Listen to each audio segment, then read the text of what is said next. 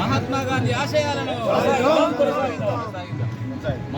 మహాత్మా గాంధీ ఆశయాలను కొనసాగిద్దాం. మహాత్మా గాంధీ ఆశయాలను కొనసాగిద్దాం. మహాత్మా గాంధీ ఆశయాలను Mahatma Gandhi Amar high, Mahatma Gandhi Amar high, Mahatma Gandhi Amar high, Mahatma Gandhi Amar high. 420 హామీలు వెంటనే అమలు చేయాలి. ఓటు నుండి కాంగ్రెస్ రైతు బంధు అమలు చేయాలి. రైతు బంధు చేయాలి. జై తెలంగాణ, జై తెలంగాణ, జై తెలంగాణ, జై తెలంగాణ. కాంగ్రెస్ ప్రభుత్వం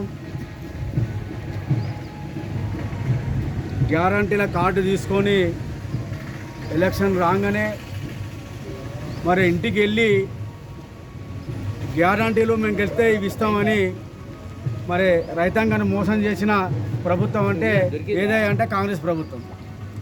మరి ఇప్పటి వరకు వారు అనుకున్న హామీలు ఇవి పూర్తి కాలే, పూర్తి చేయసుత మరి రైతులను మోసం చేసే పని తప్ప మరి కాంగ్రెస్ ప్రభుత్వం గతం నుండి మరి ఇప్పటి వరకు సుత కాంగ్రెస్ ప్రభుత్వం విధానం అనేది దాని వైఖరి ఏంటిది అనేది ప్రజలు గమనించాలి.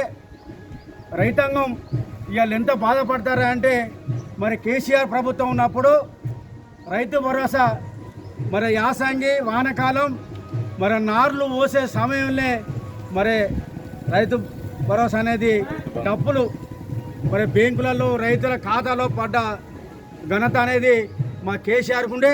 మరి ఇవాళ రేవంత్ రెడ్డి వచ్చి అయ్యా అన్ని గ్యారంటీ సూచించుకుంటా తప్ప ఇప్పుడు ఏమన్నా అంటే మళ్ళా మన ఇచ్చిన కాదా అంటాడు. ఏమి ఇవ్వలే, అన్ని ఖాతాలు తప్ప పైసలు అయితే లేవు. మరి మేము వేసామని అంటాడు టింగు టింగు 26 నైటు టింగు టింగు టింగు అని పడితే అని మాట్లాడిన రేవంత్ రెడ్డి గారు, అయ్యా మరి నువ్వు ఎక్కడున్నావు, ఏం చేస్తున్నావు, నీ మాటలు నిజంగా ఇంత మోసపురి మాటలను మరి ఇంత జనాన్ని మోసం చేస్తున్నామంటే నువ్వు ఆ రోజు నేర్చుకున్న విధానమే నీ దగ్గరకు అదే ఉన్నది తప్ప నీకు మార్పు అనేది రాదు. కాబట్టి దయచేసి రైతాంగాన్ని మోసం చేసే పార్టీ ఏదే అంటే కాంగ్రెస్ పార్టీ. మరి రైతు పట్ల ఏ పార్టీ ఉండే బీఆర్ఎస్ పార్టీ. మరి గతంలో 10 సంవత్సరాలు మరి కేసీఆర్ పరిపాలన చేసినప్పుడు ఏ రైతు చూత మాట అని అంటే మాట పక్కన డబ్బు ఇచ్చిండు తప్ప వెనుకకు తీయలే. మరి అయ్యా నువ్వు చెప్పి చూత పని చేస్తలేమంటే దానికి మీకే అప్పచెప్తాను. మరి ఇంకా నువ్వు ఏం చేస్తావు?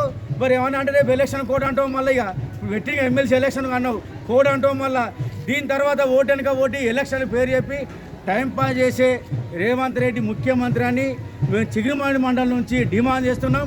నువ్వు రైతు బస్ ఇచ్చేంత వరకు పోరాటం ఆగది.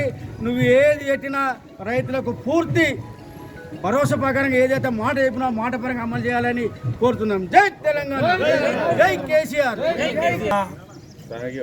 భారత రాష్ట్ర సమితి పిలుపు మేరకు శాంతియుతంగా అహింసావాదంగా భారతదేశానికి స్వతంత్రం సిద్ధించిన మహాత్మా గాంధీ గారి 77వ వర్ధంతి సందర్భంగా వారికి భారత రాష్ట్ర సమితి పార్టీ పక్షాన శివరోడ్ మండల పార్టీ పక్షాన ఒక వినతి పత్రం ఇవ్వడం జరిగింది. ఏంటిదయ్యా అంటే 6 గ్యారంటీల పేరుతో తెలంగాణ ప్రజానికాన్ని మోసం చేసి గ్యారంటీలను పక్కబెట్టి 420 రోజులు గడిచినా కూడా 420 పథకాలను ఏ ఒక్కటి అమలు చేయకుండా నేటికి 410 మంది రైతుల బలిదానాలు తీసుకున్న ఈ కాంగ్రెస్ ప్రభుత్వాన్ని ఎలా గద్దెదించాలో ప్రజలకు చెప్పేందుకు అహింసా మార్గం ద్వారా మేము కూడా గాంధీ గారికి వినతిపత్రం ఇవ్వడం జరిగింది.